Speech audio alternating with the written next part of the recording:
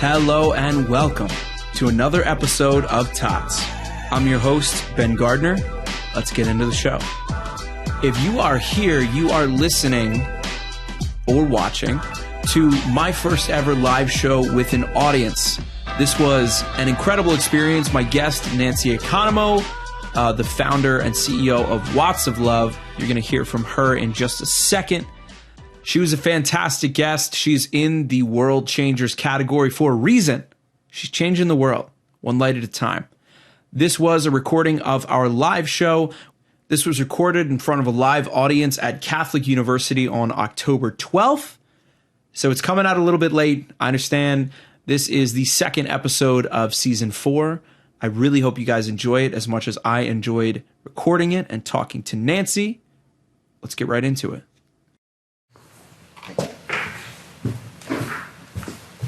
All right, Nancy, thank you for being here. Thank you for having me. So why don't we start? Why don't you tell the audience a little bit about yourself and some background? Yeah, absolutely. So Nancy Economou, born and raised in Chicago, and I'm actually a mom of 5 boys. And how Watts of Love began was in 2008. I went on a trip to the Philippines. And when I was there, I was just really curious, like, what does poverty look like? And I had an opportunity to go to a feeding program.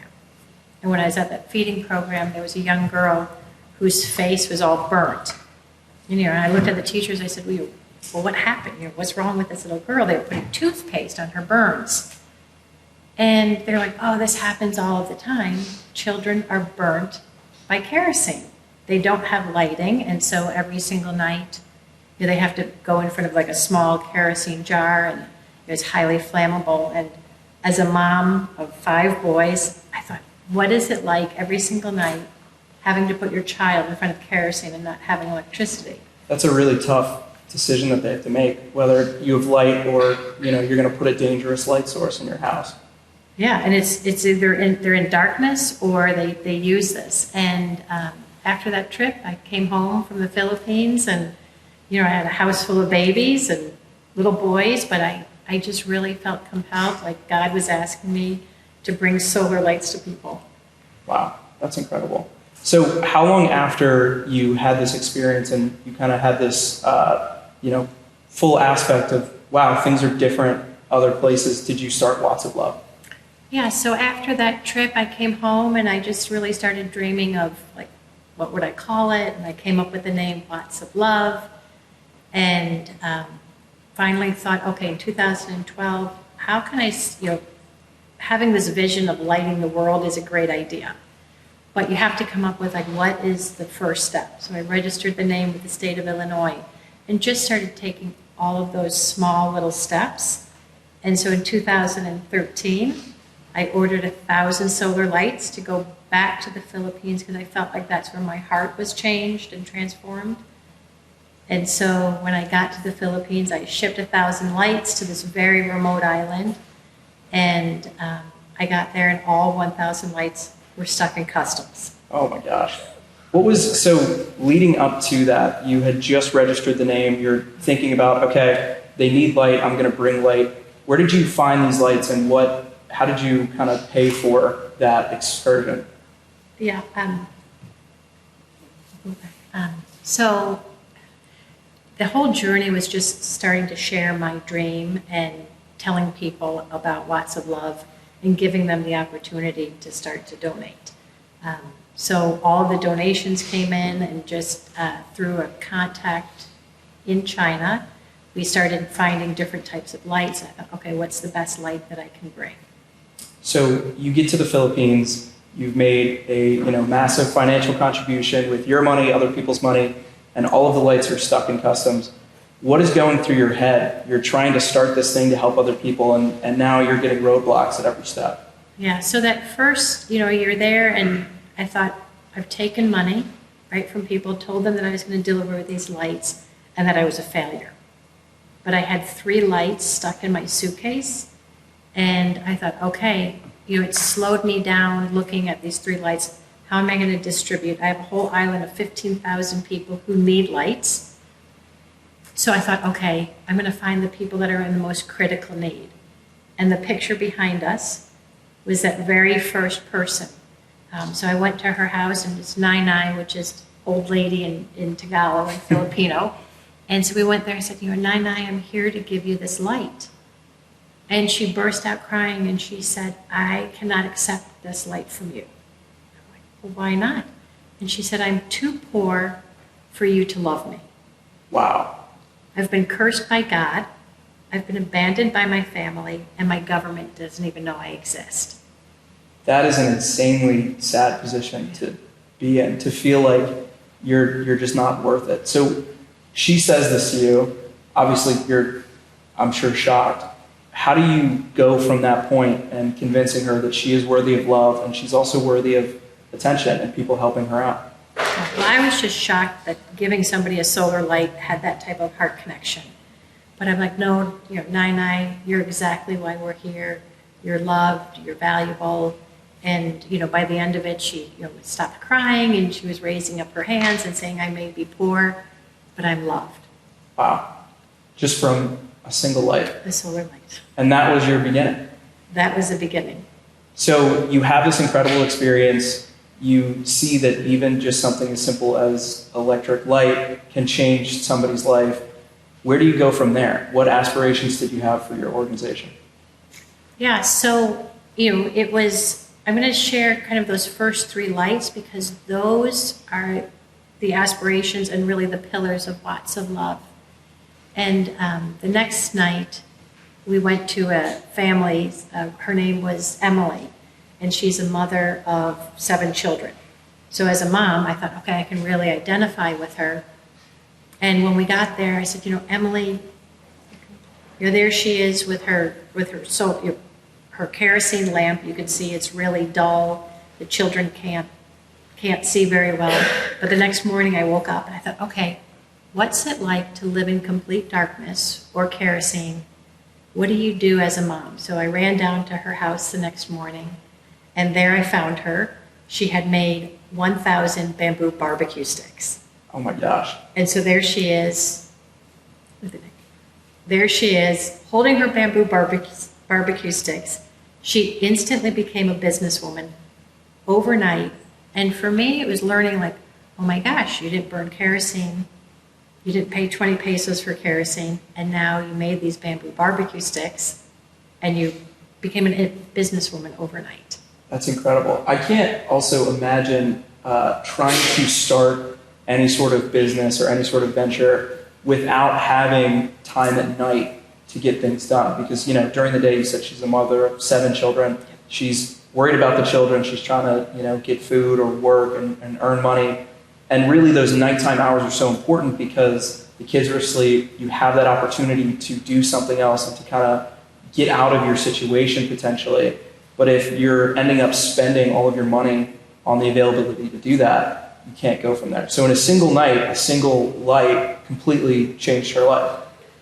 And this was like a learning opportunity for me. I'm like, I can't believe what light's doing for this woman, right? After she had been, lost all hope. That's incredible. So talk to me a little bit about the spending on kerosene. You said it was like 20 pesos. How much of their income goes towards lighting their homes at night? Yeah, so burning kerosene is 30% of a family's income. Wow. So what that means is the equivalent here is like an American's mortgage. That's insane. So when we go in and we bring solar lights, it's for the entire community. It's like paying off everybody's mortgage for the next 10 years. So it's amazing. Wow. Yeah, that's truly incredible. And two, in that last picture, you see like kind of the house and where they're living. A lot of that looks highly flammable. Is it common for houses to burn down? You said people are getting burned often. Yeah. So, they have thatched roofs and bamboo walls. And what I have now learned is that over 1 million people every year die of like kerosene-related deaths. So it's a staggering amount of people that are burned and injured. And, we are completely unaware of that here. Yeah, that's nuts. The thing to me that gets me is that they're ending up spending all of their money on something that is poisoning them, it's hurting them, and it's keeping them reliant on the same thing. If all of your money consistently goes towards one thing and you need it, but it's hurting you, you can't really expect to go anywhere. So talk to me about educating people, and in terms of when you first started giving these out, what was kind of how you did the talk track and to educate them about how this was going to work and how it was going to actually change their lives? Yeah, so I'm going to share the story of the third light, because it was those first three lights that really, again, were the pillars of Watts of Love and how I learned, how to move forward. And this particular family that you see, when I got there, the husband said, "Don't speak to my wife. Only speak to me. She has no education. She won't understand how to operate the light." So I was asking him what the circumstances were like for his family. And he said, "Well, tonight for dinner, we licked our finger, dipped it in salt, and we rubbed salt on our tongues." Just salt? Just salt, so it would trick their bodies into the fact that they had eaten. So this is like the poorest of the poor. It was something that I had never heard before. That's insane. So, I showed him the light. And what's so amazing about that story is I gave them the light. I came back to the United States. 30 days later, the 1,000 lights were released. I went back to the Philippines. My local partners were like, "Nancy, we need help distributing the lights." And I went back, and that uneducated woman came down from the mountaintop because she heard I was there. She said, "Nancy, I want you to know we've never gone hungry one day." And I'm like, "I don't understand. How has a light fed your family?" And she said, "Well, every day I pretend that I'm buying kerosene. So I hide a little bit of money." And that's when I thought, wow, like giving a light and letting them know that they're loved and they're valuable is important. But it also comes with a bigger responsibility of empowering them, and that financial literacy, that how do you teach people who can't write, can't read, and can't count? So it was from her that I learned this model, and that I came up with, was this financial literacy. And the picture behind me is just a whole group that you can see is when we go in, we have a whole community, and it's one light per home. So this is how we do the teaching and the kind of the community buy-in. And then the next photograph is the empowerment model, which I know it looks super simple, but it probably took me about 8 different, icons and changing it and trying to figure out what transcends over language and different cultures. And this is what we've come up with, where we say, okay, you no longer burn a kerosene in your home. You have a new light, which means that you start saving money. We talk about their children's education can go up. We talk about safety and security. And then just like Emily, what can you do at night to make you prosper your family? And then the bottom half of that is where we break it down per day, per month, and per year. And so this is where they don't quite understand it, but then we break it down into chickens, goats, and pigs, and cows. Right. And usually in the first week, they can purchase a chicken. And what happens is that chicken starts to multiply. And the next photograph is just an amazing testimony of what that financial literacy does for a family. And this particular woman, her name was Ruth, and she was a grandmother of 12 grandchildren. Whoa, that's a big family. It's a big family. And when we met her it was June of 2019, her husband had passed away, her 2 children had died of AIDS. She was responsible for all 12 of the grandchildren. By herself? By herself. Couldn't feed them, couldn't pay for their education. We gave her a light, and I came back in November. And what was amazing is we went back to visit her. She ran and grabbed her sheet of paper, and she had circled the chicken. And she knew she needed to get 10 chickens to get to a pig. And by November, you can see that she had her piglets. And she said, "Nancy, you see that thatched roof behind me? If you come back in January, that's going to be a tin roof." And you can see she drew that in on her piece of paper. That's incredible too. And I think a huge testimony to the success of the project is the financial literacy part of it. You would think that a lot of people in these places don't think about savings or building up to different things, because every single week is a struggle for food, or every day is a struggle for food, lighting your home, taking care of your children, and school. So did you hit any barriers when you were trying to kind of bridge that gap between, okay, then you're going to keep what you have and save it and then try and build up to something else? Yeah, so the barrier is sometimes just with the education. There's not a banking system. They've never heard of anything like this. So, when we created a new box, we put a slit inside of the box and really giving them this little slit. So when we do the teaching, we're like, okay, every day you are going to put your money, instead of going to the kerosene dealer or instead of going in to buy batteries, every day you are going to pay yourself. And so that's a whole new concept. And we'll say, okay, we know you may not understand how you're going to get to a chicken, but just start taking that first step and just start saving your money. And so if they do it, they start to see success. If they don't, they'll see their neighbors.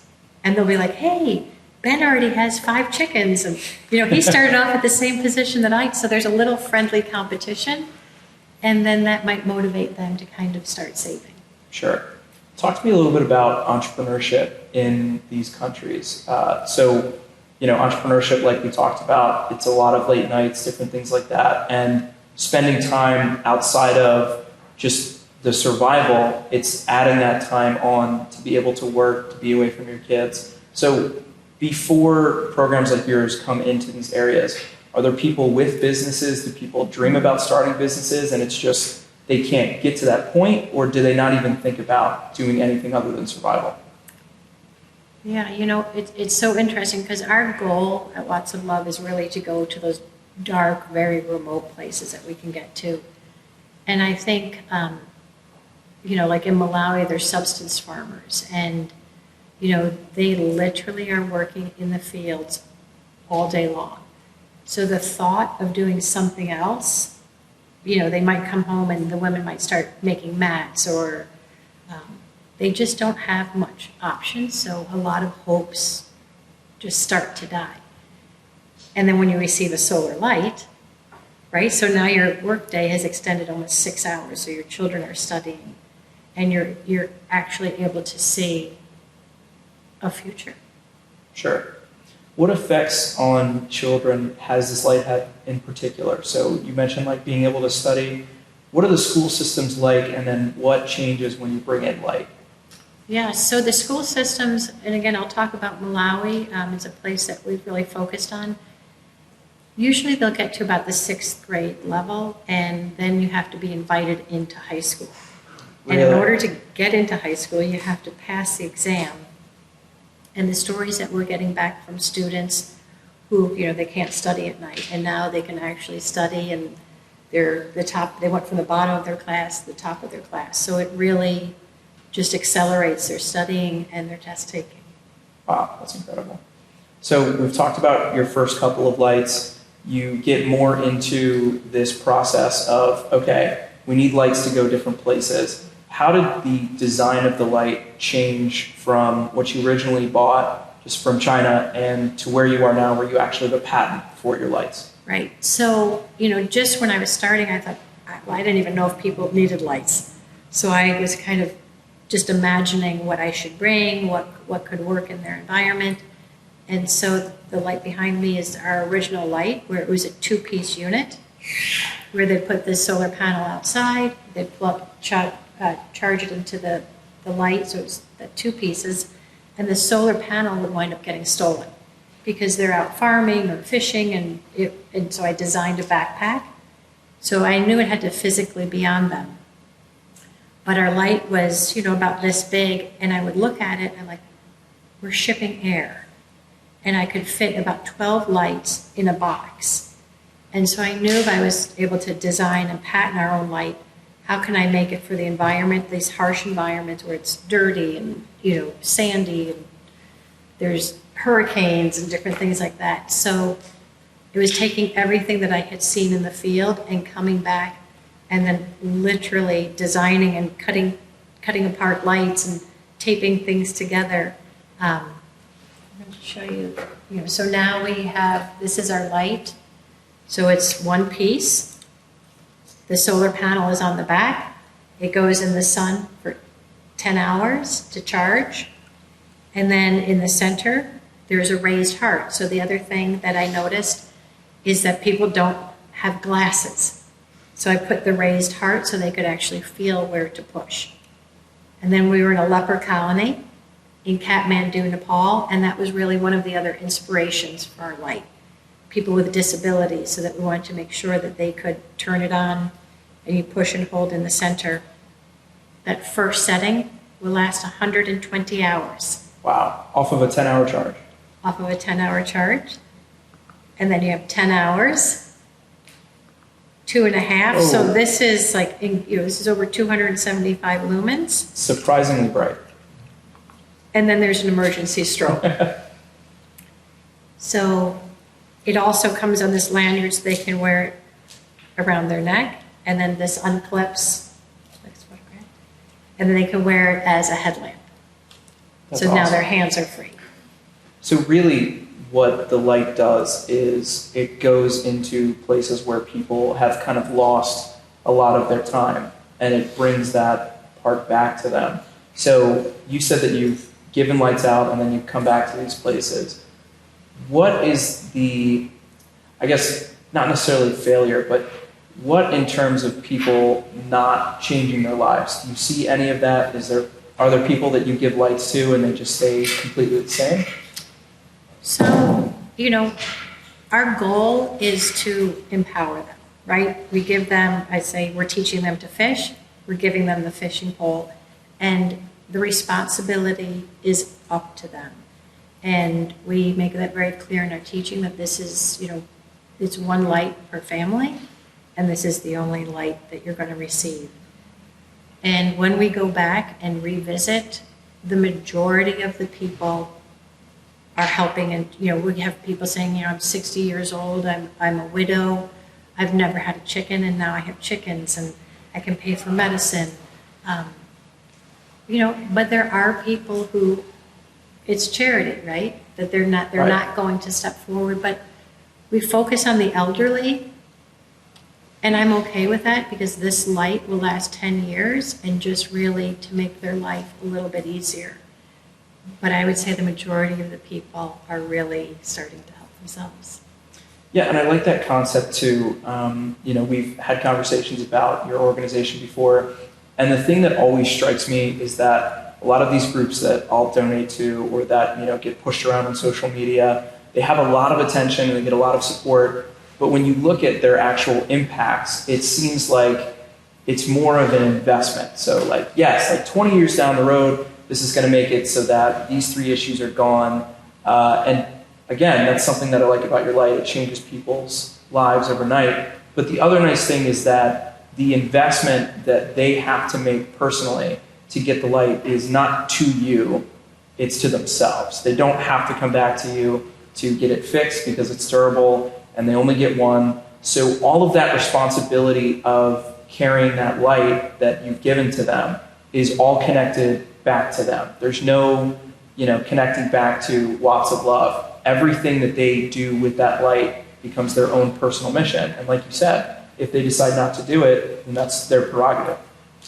So I really like that aspect of it because I think there's a lot of organizations that keep themselves connected to the people, and sometimes that creates reliance issues. Absolutely. And we want people to be independent, but then we also want them to know this is an opportunity and you can do it. We believe it's possible. That's awesome. So talk to me about some of the other applications of the lights. We've talked about studying, becoming an entrepreneur, lighting your home at night. What other things have you seen people doing with the lights? Yeah, so the picture behind me is in Malawi. We work with an elephant sanctuary. And with the flashing strobe, I put the flashing strobe on the light thinking, that can be a 911, communication. But we went back to this, to the rangers and the surrounding community outside of this elephant sanctuary. And the rangers use the lights. So now they're able to, when the elephants escape every night, they break through the fence. because they know the food on the other side is better. So the people who live outside, they use the flashing light to alert the rangers where the elephants are. And one of the stories that we got back was the only thing that will scare off an elephant is a bright flashing light. Really? Because it's so unnatural to their environment. So the next photograph is a gentleman. When we went back there, he was so thankful because he had watermelon. And of course the elephants were coming and eating his watermelon because it was so tasty, that he had never had a full crop. But after having the light scaring off the elephants, he had an entire crop that he was able to sell in the city for $700. Wow. So I think the impacts remind me of what people say a lot about different nonprofit organizations, which is that you do one thing and then it has kind of a ripple effect out. So when you envision kind of a future for Lots of Love and the different impacts that it'll have, what do you see, what further applications do you see in the future? Yeah, so right now, one of our goals is to stay focused on the family. I think the way to impact a nation is to start at the bottom and to impact the family, because once the family is taken care of and they can see that they can eat every day, then they can start looking at their community. So if a well comes in, right, because water is super important, now they're going to have the resources and the ability to participate in maintaining the well. So, I think we're just going to keep looking family by family and village by village. Sure. So what are the different places that you have been? We talked about the Philippines and then Malawi. Yeah. Where else have you been? So Lots of Love since 2013, we're in about 52 different countries, and we've distributed over 70,000 lights throughout the world. Wow, that's incredible. What would you say are some of your countries that you're going to focus on more in the future? So we talked about your focus on Malawi. What are some other areas that you see as, in dire need of your service? So what we did is we took the entire world and put it into the least electrified, poorest nation, and then highest kerosene consumption, and kind of came up with a list. And I'd say that's kind of like our bucket list and kind of our North Star to look at. But in Africa, we're looking at Malawi, Kenya, and Uganda are really areas that we're launching this lighthouse program where we really start to create like a franchise model. And then we're also looking at the Philippines, because that's an area, they have over 7,200 different islands, and every island is very isolated, and they use a tremendous amount of kerosene. Sure. So, that's right now, those are the areas of focus. Right. Talk to me about the impact for women specifically. You were telling that story earlier about the husband who said, "Don't talk to my wife, she's not going to understand it." Obviously, in a lot of these places, in a lot of poor countries, we see cultural differences in how women are treated or respected. So in some of these areas where there are huge differences from how we live in our society, what impact are these lights having on the lives of the women that they come to the hands of? Yeah, so, the women are the ones who have the children, and they're the caretakers of the home. And we really focus on women. And another area that I'm going to talk about, and again, this is in Malawi, there's something called child brides. And this is not just a Malawi problem, this is a global problem. So it happens everywhere. But we're working with a tribal chief that reversed, I've read anywhere from 1,000 to 3,000 child brides marriages. And although that sounds great, right? Like you reversed all these marriages and the children get to go home. But the truth is that the family were out of resources and didn't want the children. So they sold them off, right? And now the marriages have been dissolved, and the children are going home and the parents don't want them. So this month, we brought 1,500 lights to this area in Malawi called Dedza, and we're working with this tribal chief to get every single child bride a light so that she can start educating herself, she can create a business, but then also there's immediate relief to the family financially. So we're going to start looking at nations and working with local officials and finding out where the child bride marriages are the highest, because that means that community is out of resources and they're desperate. Sure. So we're going to start really tracking that and going for those particular communities. Wow, that's incredible. And so talk to me about some of the women that you've met or interacted with that have been impacted. Yeah, so another area in Kenya, again, this is something that we discovered during COVID with our local partners, is a phenomenon called sex for fish.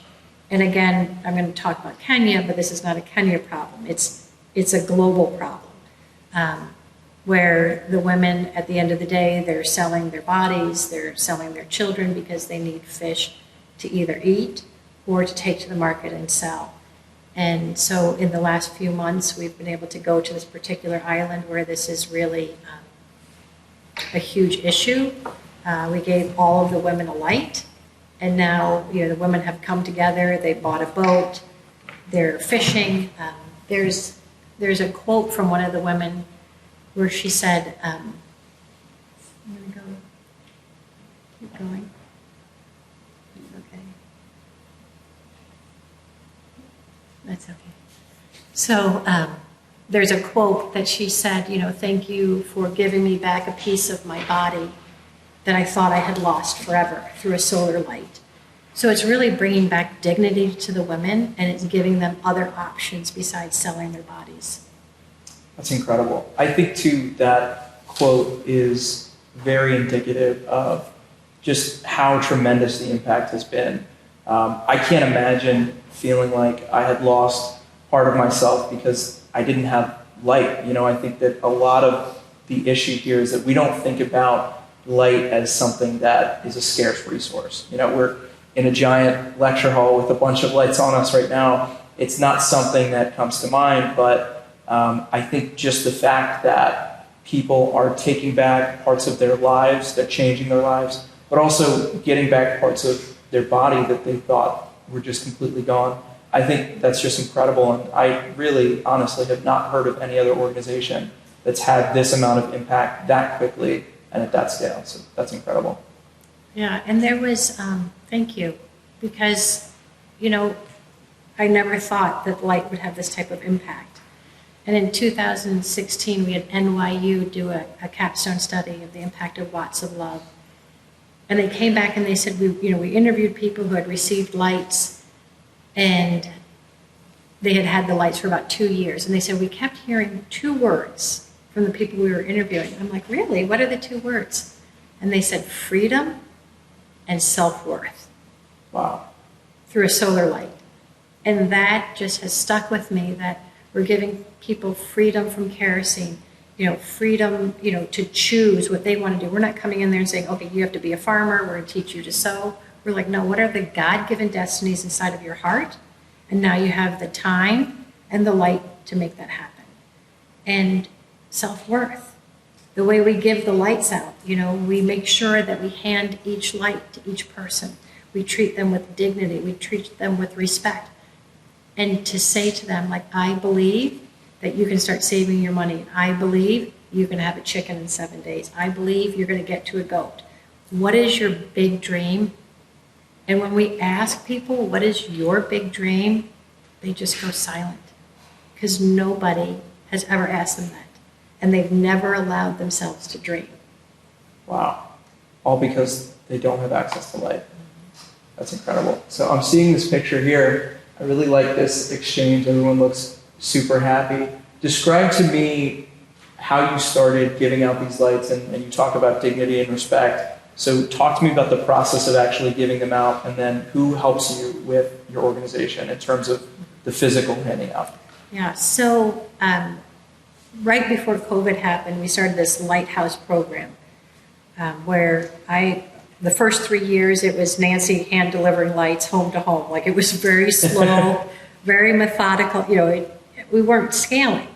And I'm like, this is amazing. And in 2016, I wanted to bring people, because I couldn't believe what I was seeing, but I wanted Americans to come and see, like, my gosh, like, we can change a nation. Like, this is unbelievable. So I started bringing global travel team members. But I knew that it had to be bigger than us. And so in 2019, we came up with this franchise called the Lots of Love Lighthouse model, where we train and equip local people, kind of the Lots of Love way, and treating, dignity and leadership skills. We have 50% men, 50% women. We give women a voice and a leadership role. And you can see Maria here is handing the light out. And so our local partners will get the list of every homeowner. They'll call that person's name. They'll come up, they'll receive the light, and then they'll sit down, and we train every single person one-on-one. So when they leave, they know how to operate the light. That's awesome. That's incredible. Talk to me about the people that travel with you. So is it mainly just people from the United States that want to help out, or do you pick up teams elsewhere? Yeah, so it's mostly, it's been throughout the world, but most of the people are here throughout the United States. So we bring college students. We've brought, anywhere from, I think, 13 up to 75. So we've had Vietnam vets. We've had CEOs of corporations. And what I like is, you don't need a special skill set. Can you sit down? Can you be patient? Can you look at the person in front of you and love them and teach them how to use the light? So it's very intentional. And so anybody who travels with Lots of Love has a specific role. And then we get to sometimes just go back and celebrate with them what they've been able to do with their light. That's incredible. So I want to talk about the length of time that these lights last. So you mentioned that they last 10 years. Yeah. You're coming up now, we're getting closer to 10 years since you've given out your first lights. How do you guarantee that they're going to last that long? Is it all about the durability of it, or do you teach them about how to take care of it? What does that look like? Yeah, so when we do their training, we make sure that they don't put it in the rain, don't build a fire and have the light close to it, because we've seen all of those things happen. So we teach them that responsibility. But I know, within a few months, they've purchased chickens. We've released the finances, and if that happens, our goal for the next year or two is to create. We've already designed a red light, and so that will be a for sale model, so that we're not going to leave them in the dark if theirs gets lost or stolen. They understand how important it is to have a solar light, and the people behind us that you can see are our local leaders. And what I imagine is in the next year or two is we're going to have this red light.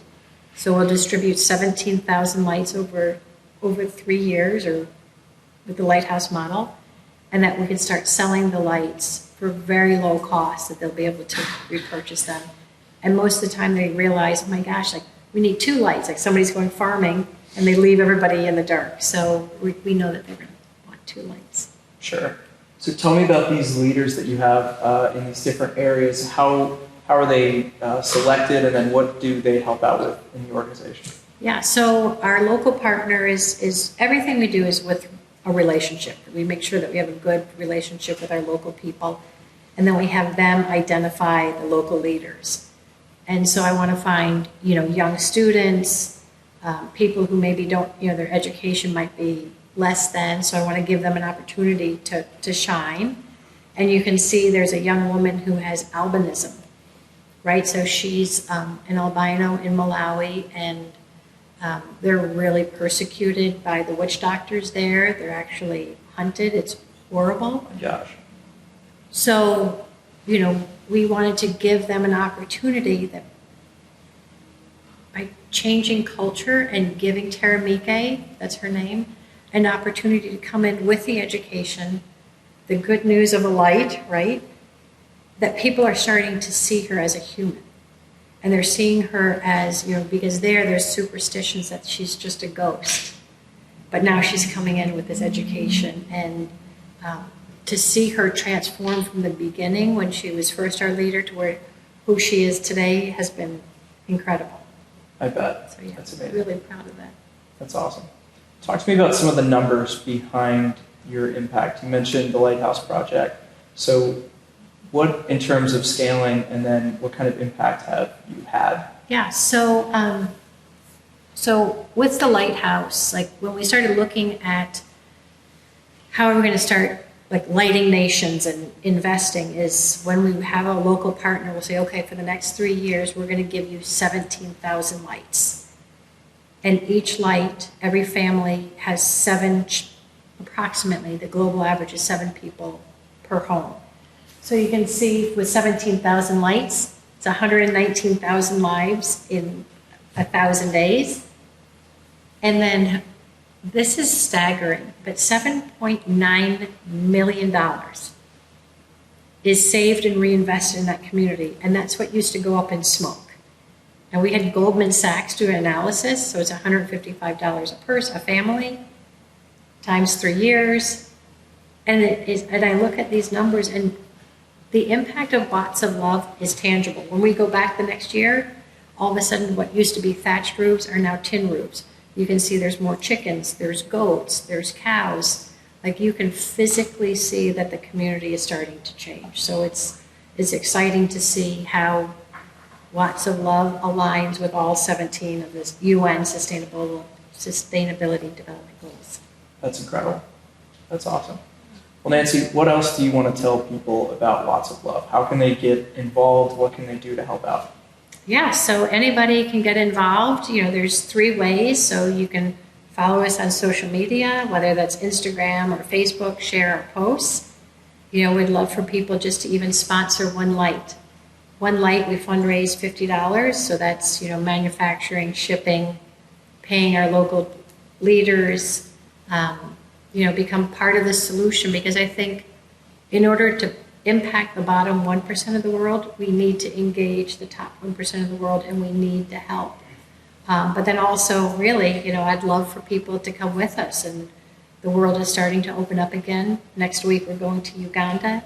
And it's our hope and desire that next summer that we can start taking teams here from Catholic University. That's awesome. Well, Nancy, thank you so much for coming on the show, and I really appreciate it. Absolutely. Thank you.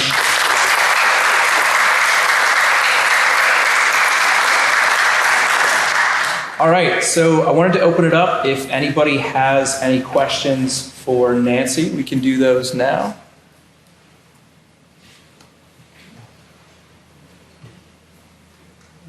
Thanks so much for talking to us, Nancy. My question relates to business and entrepreneurial ventures in general. So you were someone who was not interested in business before you started Watts of Love, and then you came into Watts of Love, and everything ramps up really quick.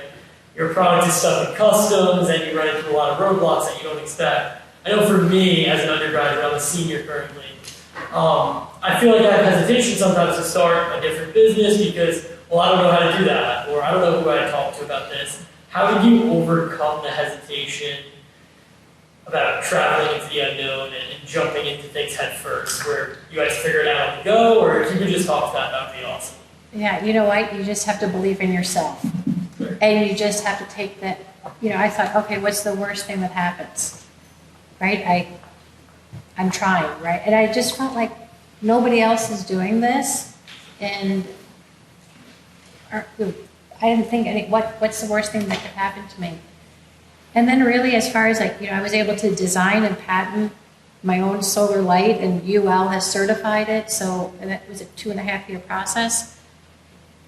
When you have a dream, right, so this is a non-for-profit, which I think people will come alongside of you, and if you have the confidence in yourself and also what you're doing, I think there's, Molex was a corporation that came alongside of me and said, we see your vision, we see what you're trying to do, and we're willing to help. So, I think if you have a dream, don't give up on it, but it's all about the first step.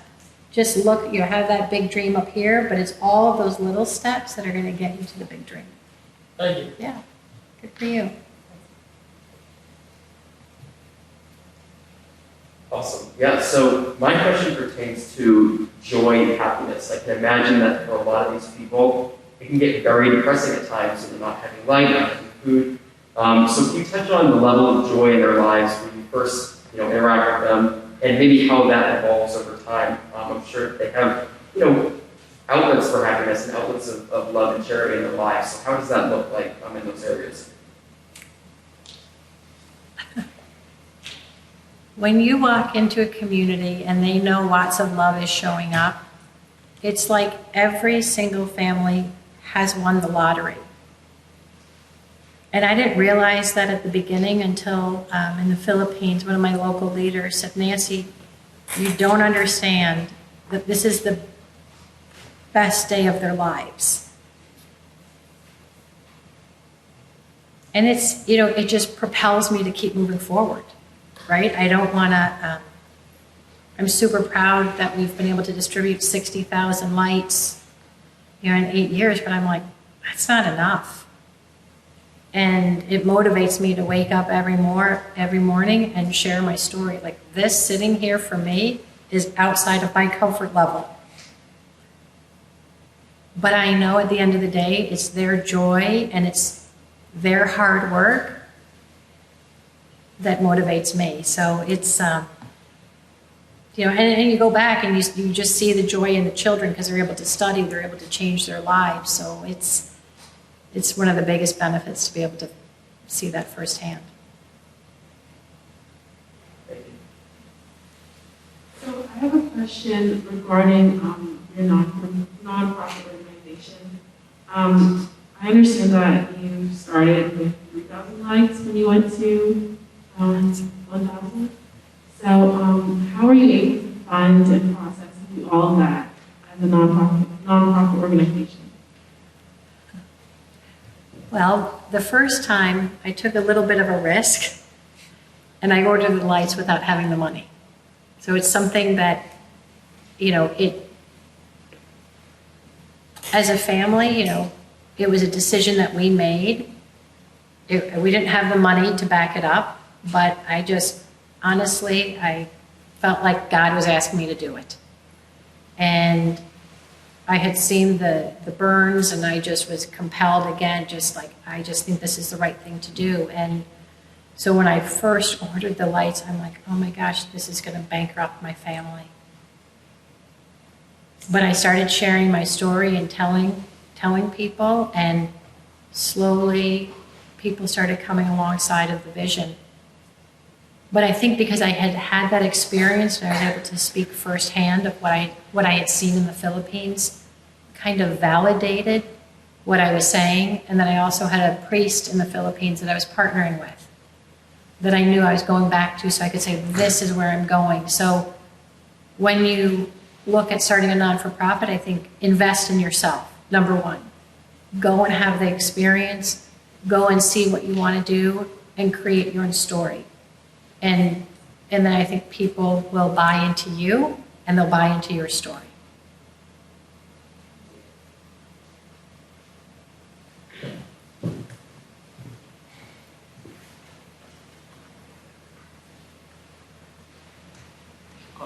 What would you say your strategy would be to continue to receive donations? And the follow-up question would be, what advice would you give to someone who wants to start a charity?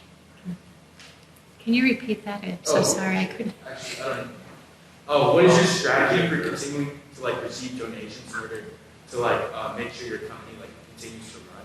Yeah. So how do you target that audience? Yeah, great. As well as what advice would you give to someone who would start a charity? Yeah, so I created this 1,000-day scaling plan. And I literally have a one piece of paper. Because if you say you're bringing water, people go, oh, I get it. Or I'm bringing shoes, they understand that. Or food, but when you say light, and you're like, they can do this, there's so much to that. So I wanted to make a one page, very easy to follow. And the other thing is I'm just going to believe that everybody wants to participate. So in the 1,000 days with the 17,000 lights, it's about $800,000. So every donor that I meet with, I'm going to ask them for $800,000, about $250,000 a year is my ask. And I'm like, if you can't do that, what part can you, this is what I'm going for, this is my goal every year. And then, if yours is $1,000 a month, then great. Then I'm just going to find, you give them the big vision, but a lot of different areas that they can enter in. Now, what I can tell you is because we do that, it also gives corporations a tangible thing. People want to see that they're having an impact. So I say, okay, your lighthouse, your $250,000 a year is going to go to this area. So it's very specific, and it's this many lights. They're all measurable. So I came up with that 1,000-day scaling plan. It's basically a business plan, and that's what I use. That's what I ask every single person, even if they're $25 a month donor. They're going to get the same ask and the same numbers that everybody does, because that's our goal. Thank you. So whatever your goal is, go for it, and you can get my email from Brian Walsh. I'll talk to you.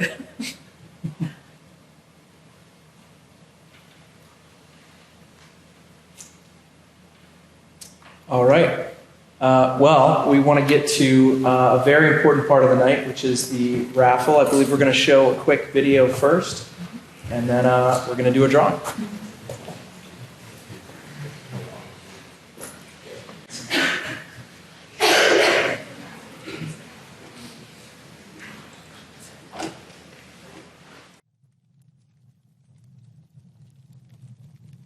Every night, when the sun goes down, nearly 1 billion people live in complete darkness. Many of them are forced to turn to toxic kerosene as their solution. This deadly and expensive fuel source is responsible for causing severe burns, as well as diseases such as lung cancer and tuberculosis. A family's limited income goes up in smoke, financially crippling them, along with their local community. Kerosene use is responsible for pumping more than 250,000 tons of black carbon into the atmosphere every year.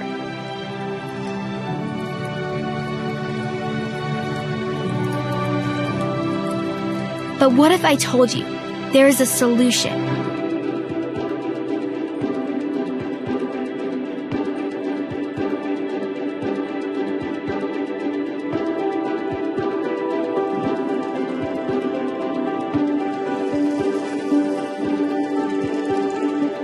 A solution that is empowering people through financial literacy and the gift of a solar light. Training and equipping families with education and a solar light, which will eradicate their kerosene dependency. A solution which allows them to increase work hours, to increase study time, livelihood programs like weaving, baking, sewing, and fishing. What if I told you Watts of Love provides this solution to communities around the world, reaching the hidden poor?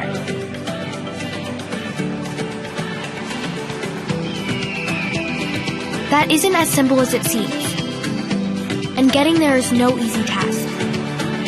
But Watts of Love doesn't shy away from a challenge. They chase after and are founded on big dreams.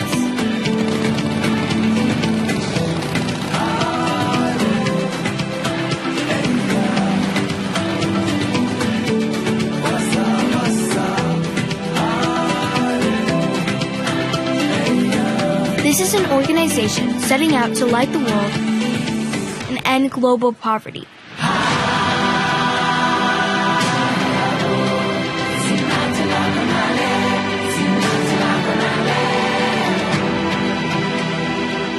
What does that look like?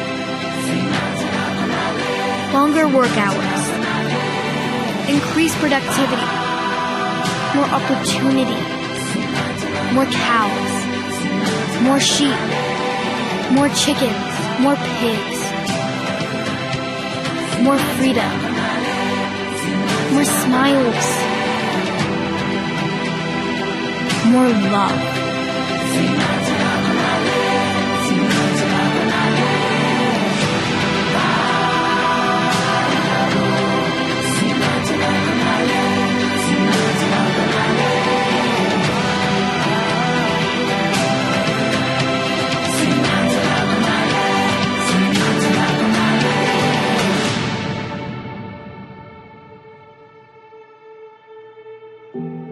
I told you this was all possible through a solar light.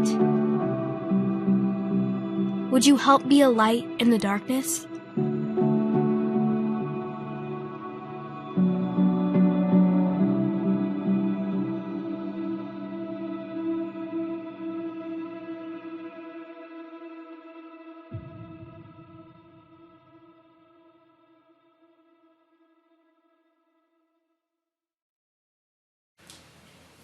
All right, that's great.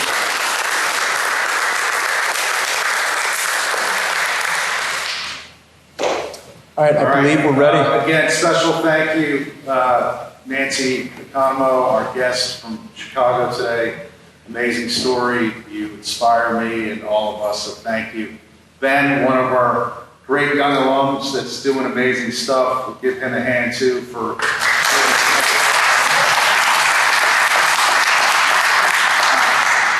I'm going to hand this over to you. 5 years ago, I had the privilege of going on a mission trip with Nancy and one of my daughters, our daughters, to Haiti. It was a life-changing experience. Whoever wins this tonight, I'm sure that will be as well. If you don't win, and obviously most of you don't get to go on this trip, please support Watts in other ways, and sure enough, hopefully down the road you can go with Nancy on one of these amazing trips. So with that, I'll hand it to you, and you can take it from here.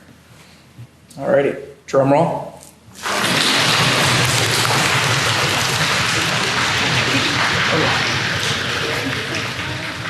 Is that one? I think that's one. Okay, Robert McKenna. All right. All right.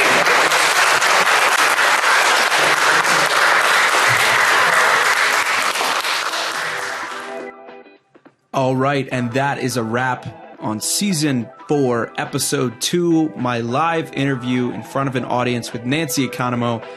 Guys, I had so much fun recording this. Doing a show in front of a live audience is something that I want to do more often. So we are going to plan some of these out around the country. Stay tuned for that. We do have some guests lined up for that. Just also bear in mind that is so much more planning, a lot more work, and it's very expensive to do. When we do start releasing those and setting those up, we may or may not sell tickets, still figuring that part out. But guys, thank you so much for listening. Nancy Economou, probably one of my favorite guests that I've had on. She's truly changing the world. So if you want to check out some of her stuff, please go to wattsoflove.org and please consider donating to some of the stuff that she's doing. These lights are truly changing people's lives. I seriously have not found another nonprofit that is this impactful this quickly as Watts of Love. Guys, I really hope that you enjoyed my interview as much as I did.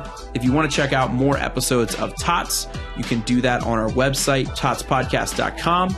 You can also listen to us anywhere that you listen to music or podcasts, but our big 3 are Spotify, Apple, and Google Podcasts. That is where you can get all of our information. Please follow us on social media. We have TikTok, Twitter, Facebook, Instagram. The main place that you're going to want to follow is our Instagram. That's where I release all of the new episodes and new updates along with those links. All of those can be found at TOTScast. Guys, thank you so much for listening. You allow me to do what I love to do, which is record and do really cool episodes like this. I hope you have a fantastic day, and I will see you next time.